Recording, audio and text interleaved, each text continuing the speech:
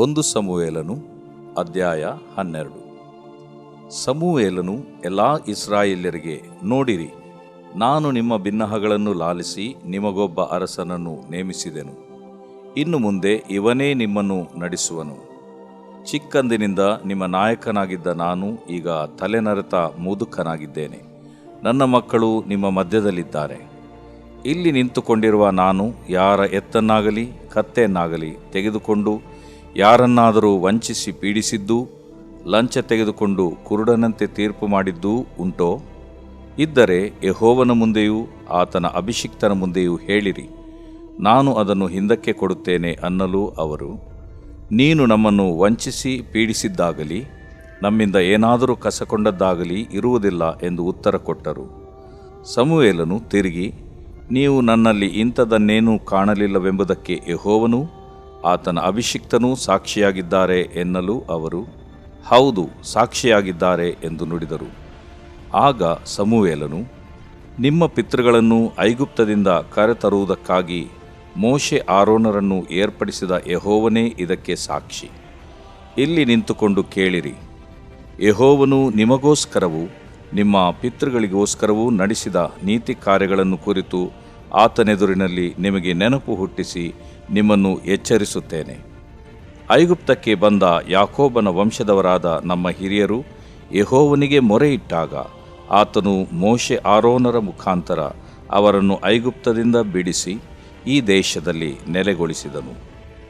ಅವರು ತಮ್ಮ ದೇವರಾದ ಯೆಹೋವನನ್ನು ಮರೆತು ಬಿಡಲು ಆತನು ಅವರನ್ನು ಹಾಚೋರಿನ ಸೇನಾಪತಿಯಾದ ಸೀಸೆರನಿಗೂ ಫಿಲಿಷ್ಟಿಯರಿಗೂ ಮೋವಾಬ್ ರಾಜನಿಗೂ ಮಾರಿಬಿಟ್ಟನು. ಇವರು ಬಂದು ಅವರೊಡನೆ ಯುದ್ಧ ಮಾಡಿದರು. ಆಗ ಅವರು ಆತನಿಗೆ, ನಾವು ಯೆಹೋವನಾದ ನಿನ್ನನ್ನು ಬಿಟ್ಟು ಬಾಳ್ ಅಷ್ಟೋರೆತ್ ಎಂಬ ದೇವತೆಗಳನ್ನು ಪೂಜಿಸಿ ಪಾಪ ಮಾಡಿದ್ದೇವೆ. ಈಗ ಕೃಪೆ ಮಾಡಿ ನಮ್ಮನ್ನು ಶತ್ರುಗಳ ಕೈಯಿಂದ ಬಿಡಿಸು, ನಾವು ಇನ್ನು ಮುಂದೆ ನಿನ್ನನ್ನೇ ಸೇವಿಸುವೆವು ಎಂದು ಮೊರೆಯಿಟ್ಟರು. ಯೆಹೋವನು ಯೆರುಬ್ಬಾಳ್, ಬಾರಾಕ್, ಯೆಫ್ತಾಹ, ಸಮುವೇಲ್ ಇವರನ್ನು ಕಳುಹಿಸಿ ನಿಮ್ಮನ್ನು ಎಲ್ಲಾ ಶತ್ರುಗಳ ಕೈಗೆ ತಪ್ಪಿಸಿ ಸುರಕ್ಷಿತವಾಗಿ ವಾಸಿಸುವಂತೆ ಮಾಡಿದನು. ಅಮ್ಮೋನಿಯರ ಅರಸನಾದ ನಾಹಾಷನು ನಿಮ್ಮ ಮೇಲೆ ಯುದ್ಧಕ್ಕೆ ಬರುತ್ತಾನೆಂದು ನಿಮಗೆ ಗೊತ್ತಾಗಲು ನಿಮ್ಮ ದೇವರಾದ ಯೆಹೋವನು ನಿಮ್ಮ ಅರಸನಾಗಿದ್ದರೂ ನೀವು ನಮಗೊಬ್ಬ ಅರಸನನ್ನು ನೇಮಿಸೆಂದು ನನ್ನನ್ನು ಬೇಡಿಕೊಂಡಿರಿ. ಇಗೋ, ನೀವು ಅಪೇಕ್ಷಿಸಿ ಆರಿಸಿಕೊಂಡ ಅರಸನು ಇವನೇ. ಯೆಹೋವನು ಇವನನ್ನು ನಿಮ್ಮ ಮೇಲೆ ಅರಸನನ್ನಾಗಿ ನೇಮಿಸಿದ್ದಾನೆ. ನೀವು ನಿಮ್ಮ ಅರಸನೂ ನಿಮ್ಮ ದೇವರಾದ ಯೆಹೋವನಲ್ಲಿ ಭಯಭಕ್ತಿಯುಳ್ಳವರಾಗಿದ್ದುಕೊಂಡು ವಿಧೇಯರಾಗಿ ಆತನನ್ನು ಸೇವಿಸುತ್ತಾ ತಪ್ಪದೆ ಆತನ ಮಾತು ಕೇಳುವವರಾಗಿ ಆತನನ್ನೇ ಹೊಂದಿಕೊಂಡಿರುವುದಾದರೆ ಎಷ್ಟೋ ಒಳ್ಳೆಯದು. ನೀವು ಯೆಹೋವನ ಮಾತನ್ನು ಕೇಳದೆಯೂ ಆತನ ಆಜ್ಞೆಗಳನ್ನು ಕೈಕೊಳ್ಳದೆಯೂ ಹೋದರೆ ಆತನ ಹಸ್ತವು ನಿಮ್ಮ ಹಿರಿಯರಿಗೆ ವಿರೋಧವಾಗಿದ್ದಂತೆ ನಿಮಗೂ ವಿರೋಧವಾಗಿಯೇ ಇರುವುದು. ಈಗ ಯೆಹೋವನು ನಿಮ್ಮ ಕಣ್ಣು ಮುಂದೆ ಮಾಡುವ ಮಹತ್ಕಾರ್ಯವನ್ನು ಹತ್ತಿರ ಬಂದು ನೋಡಿರಿ. ನಾನು ಯೆಹೋವನಿಗೆ ಮೊರೆಯಿಡುವೆನು. ಈಗ ಗೋಧಿಯ ಸುಗ್ಗಿಯಿದ್ದರೂ ಆತನು ಗುಡುಗನ್ನೂ ಮಳೆಯನ್ನೂ ಕಳುಹಿಸುವುದರ ಮೂಲಕ ನೀವು ಅರಸನನ್ನು ಕೇಳಿಕೊಂಡದ್ದು ತನ್ನ ದೃಷ್ಟಿಯಲ್ಲಿ ಎಷ್ಟೋ ಕೆಟ್ಟದ್ದಾಗಿದೆ ಎಂಬುದನ್ನು ತೋರಿಸಿಕೊಡುವನು ಎಂದು ಅವರಿಗೆ ಹೇಳಿ ಯೆಹೋವನಿಗೆ ಮೊರೆಯಿಡಲು ಆತನು ಗುಡುಗು ಮಳೆಗಳನ್ನು ಕಳುಹಿಸಿದನು. ಎಲ್ಲ ಜನರು ಯೆಹೋವನಿಗೂ ಸಮುವೇಲನಿಗೂ ಬಹಳವಾಗಿ ಭಯಪಟ್ಟು ಸಮುವೇಲನನ್ನು, ನಮಗೊಬ್ಬ ಅರಸನು ಬೇಕೆಂದು ನಾವು ಬೇಡಿಕೊಂಡದ್ದರಿಂದ ನಮ್ಮ ಪಾಪಗಳಿಗೆ ಮತ್ತೊಂದು ಪಾಪವು ಕೂಡಿತು. ಆದದರಿಂದ ನಿನ್ನ ಸೇವಕರಾದ ನಾವು ಸಾಯದಂತೆ ನಿನ್ನ ದೇವರಾದ ಯೆಹೋವನನ್ನು ಬೇಡಿಕೋ ಎಂದು ವಿಜ್ಞಾಪಿಸಲು ಅವನು, ಭಯಪಡಬೇಡಿರಿ, ಇಷ್ಟು ಪಾಪ ಮಾಡಿದ ನೀವು ಇನ್ನು ಮುಂದೆ ಆದರೂ ಅದನ್ನು ಬಿಟ್ಟು ಯೆಹೋವನನ್ನು ಅಂಟಿಕೊಂಡು ಪೂರ್ಣ ಮನಸ್ಸಿನಿಂದ ಆತನೊಬ್ಬನನ್ನೇ ಸೇವಿಸಿರಿ. ದೇವರಲ್ಲದವುಗಳನ್ನು ಹಿಂಬಾಲಿಸಬೇಡಿರಿ. ಅವುಗಳಿಂದ ನಿಮಗೆ ಲಾಭವೂ ರಕ್ಷಣೆಯೂ ಸಿಕ್ಕುವುದಿಲ್ಲ. ಅವು ವ್ಯರ್ಥವಾದವುಗಳೇ. ಯೆಹೋವನು ದಯದಿಂದ ನಿಮ್ಮನ್ನು ಸ್ವಕೀಯ ಜನವನ್ನಾಗಿ ಆರಿಸಿಕೊಂಡ ಮೇಲೆ ಆತನು ತನ್ನ ಮಹೋನ್ನತ ನಾಮದ ನಿಮಿತ್ತವಾಗಿ ನಿಮ್ಮನ್ನು ಕೈಬಿಡುವುದೇ ಇಲ್ಲ. ನಾನಾದರೋ ನಿಮಗೋಸ್ಕರವಾಗಿ ಯೆಹೋವನನ್ನು ಪ್ರಾರ್ಥಿಸುತ್ತಾ ಆತನ ಉತ್ತಮ ನೀತಿ ಮಾರ್ಗವನ್ನು ನಿಮಗೆ ತೋರಿಸಿಕೊಡುವುದನ್ನು ಬಿಡುವುದೇ ಇಲ್ಲ. ಬಿಟ್ಟರೆ ಆತನ ದೃಷ್ಟಿಯಲ್ಲಿ ಪಾಪಿಯಾಗಿರುವೆನು. ನೀವಾದರೋ ಯೆಹೋವನಲ್ಲಿ ಭಯಭಕ್ತಿಯುಳ್ಳವರಾಗಿದ್ದು ಆತನು ನಿಮಗೋಸ್ಕರವಾಗಿ ಮಾಡಿದ ಮಹತ್ಕಾರ್ಯಗಳನ್ನು ನೆನೆಸಿಕೊಂಡು ಆತನನ್ನು ಸತ್ಯದಿಂದಲೂ ಪೂರ್ಣ ಮನಸ್ಸಿನಿಂದಲೂ ಸೇವಿಸುತ್ತಾ ಬರಬೇಕು. ನೀವು ದ್ರೋಹಿಗಳಾಗಿಯೇ ಇದ್ದರೆ ನಿಮ್ಮ ಅರಸನೊಡನೆ ನಾಶವಾಗುವಿರಿ ಎಂದು ಹೇಳಿದನು. ದೇವರು ಪ್ರೀತಿಸುವ ಪ್ರೀತಿಯ ಬಿಗ್ ಜೆ ಟಿ ವಿ ಪ್ರಿಯ ವೀಕ್ಷಕರಿಗೆ ನಮ್ಮ ಕರ್ತನಾದ ಯೇಸು ಕ್ರಿಸ್ತನ ಹೆಸರಿನಲ್ಲಿ ವಂದಿಸಿ ನಿಮ್ಮನ್ನು ಎಂದು ಸ್ವಾಗತಿಸುತ್ತಿದ್ದೇವೆ. ಬನ್ನಿರಿ, ದೇವರ ಅಮೂಲ್ಯ ವಾಕ್ಯವನ್ನು ಇಂದು ಒಟ್ಟಾಗಿ ನಾವು ಅಧ್ಯಯನ ಮಾಡಿಕೊಳ್ಳೋಣ. ಇಂದಿನ ನಮ್ಮ ಅಧ್ಯಯನ ಮೊದಲನೇ ಸಮುವೇಲನ ಗ್ರಂಥ 12ನೇ ಅಧ್ಯಾಯ, the first book of Samuel chapter 12. 11ನೇ ಅಧ್ಯಾಯದಲ್ಲಿ ನಡೆದಂಥ ಘಟನೆ ನೆನಪಿಗೆ ತಂದುಕೊಳ್ಳೋಣ. 11ನೇ ಅಧ್ಯಾಯದಲ್ಲಿ ಯಾವ ರೀತಿಯಾಗಿ ಇಸ್ರಾಯೇಲರು ಸೌಲನನ್ನು ಅರಸನಾಗಿ ನೇಮಿಸಿಕೊಂಡರು. ಹೊಸ ರಾಜನೀಗ ಅವನನ್ನು ನೇಮಿಸಿದ್ದರಿಂದ ಈಗ ಜನರಿಗೆ ಸಂತೋಷವಾಯಿತು, ದೇವ್ರಿಗೆ ಸಂತೋಷವಾಗಲಿಲ್ಲ, ಸಮುವೇಲನಿಗೂ ಸಂತೋಷವಾಗಲಿಲ್ಲ. ಆದರೆ ದೇವ್ರಿಗೆ ಹೇಳಿದ್ದು ಅವರಿಷ್ಟದಂತೆ ನೀನು ಮಾಡು ಅಂಥೇಳಿ ಆದ ಕಾರಣ ಅವನನ್ನು ನೇಮಿಸಿದರು. ಸೌಲನನ್ನು ಕೇಳಲ್ಪಟ್ಟವನು ಎಂಬುದು ಸೌಲನ ಹೆಸರಿನ ಅರ್ಥ. ಅವನು ಕೇಳಲ್ಪಟ್ಟನು ಜನರಿಂದ, ಆದ ಕಾರಣ ದೇವರು ಅವನನ್ನು ಜನರಿಗೆ ಕೊಟ್ಟುಬಿಟ್ರು. ಕೆಲವರು ಇಷ್ಟಪಡಲಿಲ್ಲ, ಕೆಲವು ಹೆಚ್ಚಿನ ಅಂಶ ಜನರು ಇಷ್ಟಪಟ್ಟರು. ಆ ರೀತಿ ಇದ್ದಾಗ ಅಮ್ಮೋನಿಯನ ಅರಸನು, ನಾಹಾಷನಂತ ಅವನ ಹೆಸರು. ಆ ಹೆಸರಿನ ಅರ್ಥ ಸರ್ಪ, ಹಾವು, ಸ್ನೇಕ್. ಅವನು ಬಂದು ಪ್ರತ್ಯೇಕವಾಗಿ ಯಾಬೇಷ್ ಗಿಲ್ಯಾದಿನ ಜನರ ಹತ್ರ ಬಂದುಬಿಟ್ಟು ಯುದ್ಧಕ್ಕೆ ಬರ್ತಾನೆ ರೀ. ಮುತ್ತಿಗೆ ಹಾಕ್ತಾನೆ. ಇನ್ನೇನು ಅಟ್ಯಾಕ್ ಮಾಡಬೇಕಂತಿದ್ದಾಗ ಯಾಬೇಷ್ ಅಂತೇಳಿದ್ರೆ ಒಣಗಿದ ಗಿಲ್ಯಾದ್ ಅಥವಾ ಯಾಬೇಷ್ ಗಿಲ್ಯಾದಿಗೆ, ಗಿಲ್ಯಾದ್ ಅಂದರೆ ಸಾಕ್ಷಿಯ ಕುಪ್ಪೆ, ಅವರ ಸಾಕ್ಷಿಯ ಕುಪ್ಪೆ ಒಣಗಿ ಹೋಗಿಬಿಟ್ಟಿತ್ತು ಎಂಬುದಾಗಿ ಹೇಳ್ಬೋದು ಆ ಹೆಸರಿನ ಪ್ರಕಾರವಾಗಿ. ಯಾಕಂತೇಳಿದರೆ ಅವ್ರು ಏನು ಹೇಳ್ತಾರೆ, ಅವನು ಮಾತನಾಡೋಕ್ಕೆ ಮುಂಚಿತವಾಗಿ ಇವರಾಗಿಯೇ ಹೋಗ್ಬಿಟ್ಟು ಹೇಳ್ತಾರೆ, ನಮ್ಮ ಜೊತೆಗೆ ಒಪ್ಪಂದ ಮಾಡ್ಕೋ ನಾಹಾಷ್, ಸರ್ಪವೇ, ಸರ್ಪದೊಂದಿಗೆ ಒಪ್ಪಂದ, ಮತ್ತು ನಾವು ನಿನಗೆ ಸೇವಕರಾಗಿರ್ತೇವೆ ಎಂಬುದಾಗಿ ತಮ್ಮನ್ನು ಅಧೀನಪಡಿಸಿಕೊಳ್ತಾರೆ ಅನ್ಯನಿಗೆ. ಅವನು ಭಾಳ ಬುದ್ಧಿವಂತನಾಗಿದ್ದಾನೆ. ಯಾಕಂತೇಳಿದ್ರೆ ಅವನಿಗೆ ಹೇಳ್ತಾನೆ, ಆಯಿತು, ನಾನು ಇಡೀ ಇಸ್ರಾಯೇಲರನ್ನು ಅವಮಾನಪಡಿಸೋದಕ್ಕೋಸ್ಕರವಾಗಿ ನಿಮ್ಮ ಜೊತೆಯಲ್ಲಿ ಒಪ್ಪಂದ ಮಾಡ್ಕೊಳ್ತೇನೆ. ಆದರೆ ಒಂದು ಕಂಡೀಷನ್ ಅದೇ ಅಂತ ಹೇಳಿದ್ರೆ, ನಿಮ್ಮ ಬಲಗಣ್ಣನ್ನು ಕಿತ್ತಾಕಬೇಕು, ಪ್ರತಿಯೊಬ್ಬೊಬ್ಬರ ಬಲಗಣ್ಣು ಕಿತ್ತಾಕಬೇಕು. ಹಾಗಾದರೆ ಪ್ರತಿಯೊಬ್ಬೊಬ್ಬರಿಗೆ ಒಂದೇ ಕಣ್ಣಿರ್ತದೆ ಎಂಬಂಥ ಕಂಡೀಷನ್, ಭಾಳ ಕ್ರೂರವಾದ ಕಂಡೀಷನ್ ಅಲ್ವೇ? ಅಂಥ ಒಂದು ಕಂಡೀಷನ್ ಈ ಹಾವು ಎಂಬ ಹೆಸರಿನ ನಾಹಾಷನ್ ಹೇಳ್ತಾನೆ ರೀ, ಅಮ್ಮೋನಿಯರ ಅರಸನು.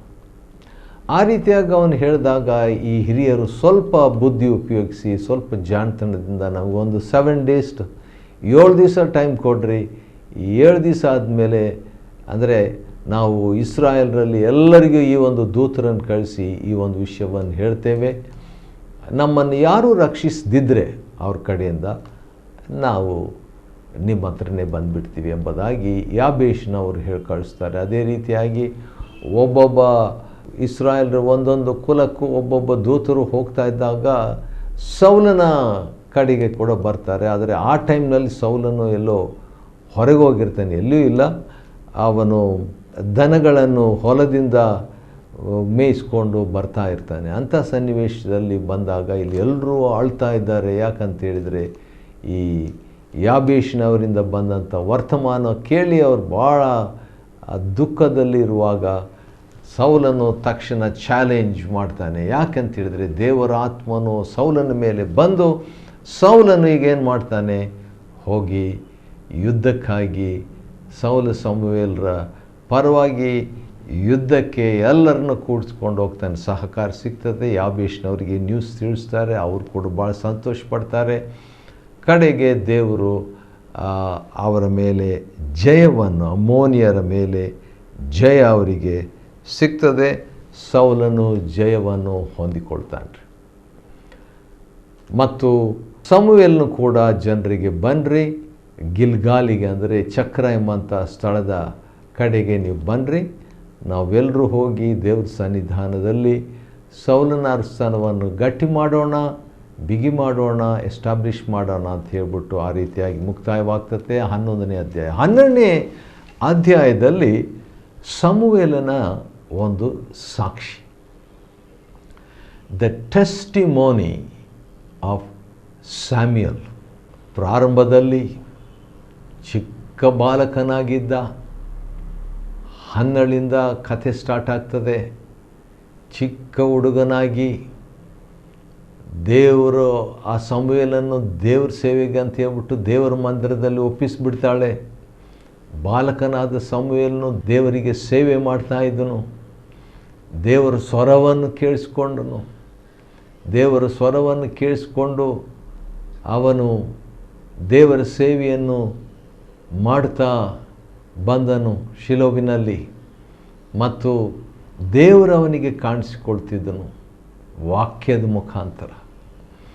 ಅಂಥ ಒಬ್ಬ ಮಹಾಭಕ್ತನ ಒಂದು ಸಾಕ್ಷಿ 1ನೇ ಸಮುವೇಲ 12ರಲ್ಲಿದೆ. ಅವನು ಹೇಳ್ತಾನೆ ಏನಂತ, ನಿಮ್ಮಲ್ಲಿ ಯಾರ ಎತ್ತನ್ನಾಗಲಿ ಕತ್ತೆಯನ್ನಾಗಲಿ ಯಾರನ್ನಾದರೂ ವಂಚಿಸಿ ಪೀಡಿಸಿದ್ದು, ಲಂಚ ತೆಗೆದುಕೊಂಡು ಕುರುಡನಂತೆ ತೀರ್ಪು ಮಾಡೋದು, ಇಂಥದ್ದು ಏನಾದರೂ ನಾನು ಮಾಡಿದ್ದೇನೆ ಯಾರಿಗಾದರೂ ಹೇಳ್ರಿ. ಒಂದು ವೇಳೆ ಆ ರೀತಿಯಾಗಿ ಯಾರಾದರೂ ಇದ್ದರೆ ಯೆಹೋವನ ಮುಂದೆ ಮತ್ತು ಆತನ ಅಭಿಷಕ್ತನಾದಂಥ ಅರಸನ ಮುಂದೆ ಅಂದರೆ ಸೌಲನ ಮುಂದೆ ಈಗ ಹೇಳ್ರಿ, ಅಂಥದ್ದೇನಾಯಿದ್ರೆ ಹಿಂದಕ್ಕೆ ನಾನು ಕೊಡ್ತೇನೆ ಎಂಬುದಾಗಿ ಮಾತಾಡ್ತಾನೆ ರೀ.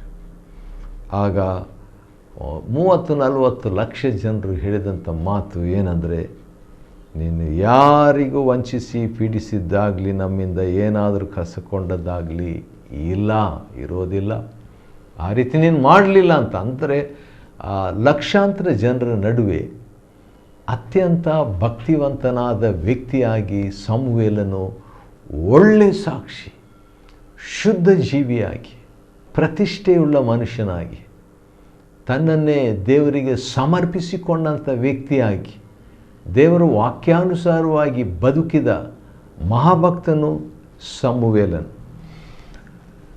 ಮತ್ತು ದೇವರ ಮುಂದೇನೋ, ದೇವರ ಅಭಿಷಿಕ್ತನಾದಂಥ ಅರಸನ ಮುಂದೇನೋ ಒಂದು ಸಾಕ್ಷಿಯನ್ನು ಸ್ಥಾಪಿಸ್ತಾನೆ. ಅದಕ್ಕೆ ದೇವರೇ ಸಾಕ್ಷಿ ಅಂತ ಹೇಳಿದಾಗ ಅವರು ಕೂಡ ಹೌದು ದೇವರು ಸಾಕ್ಷಿ ಎಂಬುದಾಗಿ ಹೇಳಿ ಕೆಲವು ಎಚ್ಚರಿಕೆಯ ಮಾತುಗಳನ್ನು ಈಗ ಮಾತಾಡ್ತಾನೆ. ಸಾಕ್ಷಿ ಕೊಟ್ಟುಬಿಟ್ಟಾನೆ. ಸಾಕ್ಷಿ ಕೊಟ್ಟ ನಂತರ ಈಗ ಮಾತನಾಡ್ತಿದ್ದಾನೆ. ಏನಂತ, ನೀವು ದೇವರನ್ನು ಮರೆತು ಬಿಟ್ಟಿದ್ದೀರಿ. ಒಂದು ಚರಿತ್ರೆಯನ್ನೇ, ಇಸ್ರಾಯೇಲ್ ಚರಿತ್ರೆಯನ್ನೇ ಆತನು ಸ್ಟಾರ್ಟ್ ಮಾಡಿ ಈಗ ಮಾತಾಡ್ತಾನೆ ರೀ. ಒಂದು ರಿವ್ಯೂವನ್ನು, ಹಿಂದೆ ನಡೆದಂಥ ಒಂದು ಸಾರಾಂಶ ಚರಿತ್ರೆಯನ್ನು ಆತನು ಹೇಳಿ, ಸಮುವೇಲನ ಹೇಳಿ ಒಂದು ಮಾತು ನನಗೆ ಆಶ್ಚರ್ಯವಾಗಿದೆ. ಅದೇನೆಂದರೆ 12ನೇ ಅಧ್ಯಾಯ 1ನೇ ಸಮುವೇಲ 12 11ನೇ ವಚನದಲ್ಲಿ, ಯೆಹೋವನು ಯೆರುಬ್ಬಾಲ್, ಬಾರಾಕ್, ಯೆಫ್ತಾ, ಸಮುವೇಲ್ ಇವರನ್ನು ಕಳುಹಿಸಿ. ನಿಜಕ್ಕೂ 14 ಜನರು ನ್ಯಾಯಸ್ಥಾಪಕರಿದ್ದರು. ಸಮುವೇಲನನ್ನು ನೀವು ನ್ಯಾಯಸ್ಥಾಪಕನಂತ ನೀವು ಕೂಡಿಸ್ಬಿಟ್ರೆ 15 ಆಯಿತು. 15 ನ್ಯಾಯಸ್ಥಾಪಕರಲ್ಲಿ 4 ಜನರ ಹೆಸರು ಮಾತ್ರ ಹೇಳಲಾಗಿದೆ. ಅಂದರೆ ಗಿದ್ಯೋನ್ನ ಹೆಸರು ಮತ್ತು ಬಾರಾಕನ ಹೆಸರು, ಸ್ವಂತ ಮಗಳನ್ನೇ ಆ ದೇವರಿಗಂತ ಒಪ್ಪಿಸಿಕೊಟ್ಟಂಥ ಯೆಫ್ತಾಹನ ಹೆಸರು, ಅವನೊಂದು ಆ 4 ಹೆಸರುಗಳೊಂದಿಗೆ ಅಥವಾ 3 ಹೆಸರುಗಳೊಂದಿಗೆ ಸಮುವೇಲನ ಹೆಸರು. ಯಾಕೆ ಈ 4 ಹೆಸರುಗಳು ಮಾತ್ರ? ಎಷ್ಟೊಂದು ಜನರು ನ್ಯಾಯಸ್ಥಾಪಕರಾಗಿದ್ದರಲ್ಲ, ಸಂಸೋನ ಹೆಸರು ಇಲ್ಲ ಇಲ್ಲಿ. ಸರಿ, ಯಾಕೆ ಏನು ಎಂಬುದಾಗಿ ಅದನ್ನು ನಾವು ಆಲೋಚಿಸೋಣ. ಸರಿ, ಆನಂತರ ನಾಹಾಷನ ಮೇಲೆ ಯುದ್ಧಕ್ಕೆ ಬರೋದ್ರ ಬಗ್ಗೆ ಅದನ್ನು ಕೂಡ ಹೇಳ್ತಾನೆ. ಅಂದರೆ 11ನೇ ಅಧ್ಯಾಯದಲ್ಲಿ ನಡೆದಂಥ ಘಟನೆಯನ್ನು 12ನೇ ಅಧ್ಯಾಯದಲ್ಲಿ ರಿಪೀಟ್ ಮಾಡ್ತಾ ಇರುವಂಥದ್ದು ಸಮುವೇಲನ ಒಂದು ಸಂದೇಶದಲ್ಲಿ ಅಥವಾ ಸಾಕ್ಷಿಯ ಸಂದೇಶದ ಸಾಕ್ಷಿಯಲ್ಲಿ ಅಂತ ಹೇಳ್ಬೋದು. ನಿಮ್ಮ ದೇವರಾದ ಯೆಹೋವನು ನಿಮಗೆ ಅರಸನಾಗಿದ್ದರೂ ನೀವು ಈಗೇನು ಮಾಡ್ತೀರಿ, ನಮಗೊಬ್ಬ ಅರಸನನ್ನು ನೇಮಿಸಬೇಕೆಂದು ನನ್ನನ್ನು ಬೇಡಿಕೊಂಡ್ರಿ. ಮತ್ತೆ ಮತ್ತೆ ಮತ್ತೆ ಅದನ್ನೇ ಸಮುವೇಲೂ ರಿಪೀಟ್ ಮಾಡ್ತಾನೆ, ದೇವರು ಕೂಡ ರಿಪೀಟ್ ಮಾಡ್ತಾರೆ. ನಾನು ಬಿಟ್ಬಿಟ್ಟಿದ್ರಿ, ನಿಮಗಿಷ್ಟವಾದ ರಾಜನನ್ನು ಆರಿಸ್ಕೊಂಡಿದ್ರಿ. ಯೆಹೋವನನ್ನು ನೀವು ಬಿಟ್ಟು ನಿಮಗೆ ಬೇಕಾದ ರಾಜನನ್ನು ಆರಿಸ್ಕೊಂಡಿದ್ರಿ. ಈ ರೀತಿಯಾಗಿ ಅದು ಮತ್ತೆ ಮತ್ತೆ ಆರಿಸ್ಕೊಳ್ಳೋದಕ್ಕೆ ಮುಂಚೆನೂ ಅದನ್ನು ರಿಪೀಟ್ ಆಯಿತು, ಆರಿಸ್ಕೊಂಡ ಮೇಲೆ ಕೂಡ ಈಗ ಅದು ರಿಪೀಟ್ ಆಗ್ತಾ ಇದೆ. ಆ ರೀತಿಯಾಗಿ ನೀವು ನಿಮಗೆ ಬೇಕಾದಂಥ ರಾಜನನ್ನು ಆರಿಸ್ಕೊಂಡ್ರೆ ಆ ರಾಜನ ಇವನೇ ಅಂತ ಹೇಳ್ಬಿಟ್ಟು ಬಹುಶಃ ಸೌಲನು ಕೂಡ ಅಲ್ಲೇ ನಿಂತಿದ್ದಾನಂತ ಕಾಣ್ತದೆ.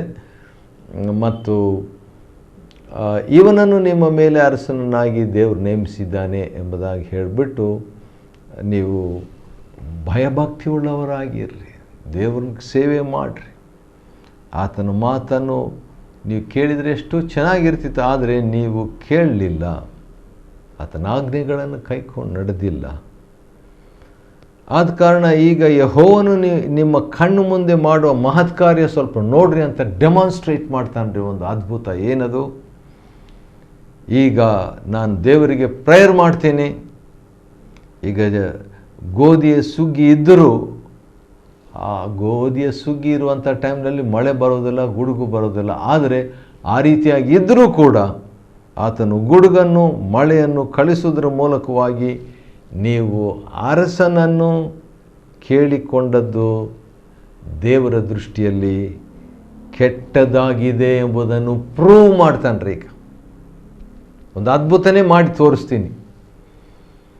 ನೀವು ಸೌಲನನ್ನು ರಾಜನಾಗಿ ಆರಿಸಿಕೊಂಡಿದ್ದು ಕೆಟ್ಟದ್ದು ಎಂಬುದನ್ನು ಪ್ರೂವ್ ಮಾಡಲಿಕ್ಕೆ ಮಳೆ, ಗುಡುಗು. ಸಮುವೇಲನ ಆ ರೀತಿಯಾಗಿ ಹೇಳಿಬಿಟ್ಟು ಯೆಹೋವನಿಗೆ ಮೊರೆ ಇಡಲು ಆತನು ಗುಡುಗು ಮಳೆಗಳನ್ನು ಕಳುಹಿಸಿದನು. Proving what? ದೇವರಿಗೆ ಇಷ್ಟ ಇಲ್ಲ, ದೇವರಿಗೆ ಇಷ್ಟವಿಲ್ಲದನ್ನು ಮಾಡಿದ್ದೀರಿ ಅಂತ ತೋರಿಸ್ಲಿಕ್ಕೆ ಗುಡುಗು. ದೇವರ ಚಿತ್ತಕ್ಕೆ ವಿರುದ್ಧವಾಗಿ ನಿಮ್ಮ ಚಿತ್ತಾನುಸಾರವಾಗಿ ನೀವು ಆಯ್ಕೆ ಮಾಡಿದ್ದೀರಿ ಎಂಬುದನ್ನು ತೋರಿಸಲಿಕ್ಕೆ ಮಳೆ. ಆಶ್ಚರ್ಯ. ಗುಡುಗು ಮಳೆಗಳನ್ನು ಕಳಿಸಿದನು. ಎಲ್ಲ ಜನರು ಯೆಹೋವನಿಗೂ ಸಮುವೇಲನಿಗೂ ಬಹಳವಾಗಿ ಭಯಪಟ್ಟು ಏನಂತ ಹೇಳ್ತಾರೆ, ನಮಗೊಬ್ಬ ಅರಸನು ಬೇಕೆಂದು ನಾವು ಬೇಡಿಕೊಂಡದರಿಂದ ನಮ್ಮ ಪಾಪಗಳಿಗೆ ಮತ್ತೊಂದು ಪಾಪವು ಕೂಡಿತು ಎಂಬುದಾಗಿ ಅವರು ಒಪ್ಪಿಕೊಳ್ತಾರೆ. ಒಪ್ಪಿಕೊಂಡ್ಬಿಟ್ಟು ಆದರೂ ಅವ್ರು ಹೇಳ್ತಾರೆ, ಆದರೂ ಕೂಡ ಸಾಯದಂತೆ ನಮಗೋಸ್ಕರವಾಗಿ ದೇವರಿಗೆ ಪ್ರಾರ್ಥನೆ ಮಾಡುವಂತ. ಮಾಡೋದೆಲ್ಲ ಮಾಡಿಬಿಟ್ಟು ಈಗ ದೇವ್ರ ಸೇವಕರ ಹತ್ರ ಬಂದುಬಿಟ್ಟು ನಮ್ಗಾಗಿ ಪ್ರೇಯರ್ ಮಾಡಿರಿ. ಅವ್ರು ದೇವ್ರಿಗೆ ವಿರುದ್ಧವಾಗಿ ದೇವ್ರ ಸೇವಕರ ಹೇಳಿದಂಥ ಮಾತನ್ನು ಕೇಳಿದ